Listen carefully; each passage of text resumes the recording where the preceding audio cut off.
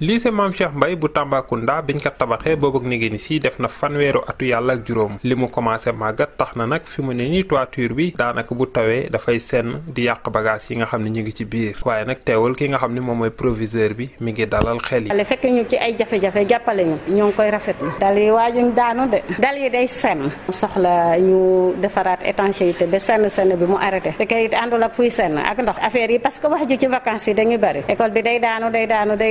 loolu mun na tiital élèves yi parents d'élèves yi mun na tiital sax professeurs yi fi nekk pour dalal xelu nit ñi ne mun nañoo liggéey espérant que fii ba école bu tëj danañ jël dal bi en charge pour senn bi yëpp mu arrêté. voilà am nañ 24 mentions assez bien 2 mentions bien et une mention très bien mais daaw daal nekkoon nañu ci 2177 ñaari junni yu toftal. ki nga xam ni moom mooy délégué régional bu ànd dooleel Khalifa Sall ci Tamba ak ci Kédougou muy Lassana Kanté nekkoon élève ci lycée Mame Cheikh Mbaye daal dina dikk ngir wàllu administration ak élèves yi nekk ci lycée Mame Cheikh Mbaye. salle informatique bi moom la ñu équipé en climatiseur connexion bi maanaam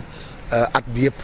mais fay ko ay fauteuil ak ay chaise pour jox ko administration bi te actuellement problème bi fi ne état du Sénégal yaakaaruma ni que mën nañ ko rek may ñaan doomu Tamba yi nañu jóg defar suñu Tamba. ci fàttali lycée Mame Cheikh Mbaye ki ka tabax moom mooy jëm si yàlla ci El Hadj Djily Mbaye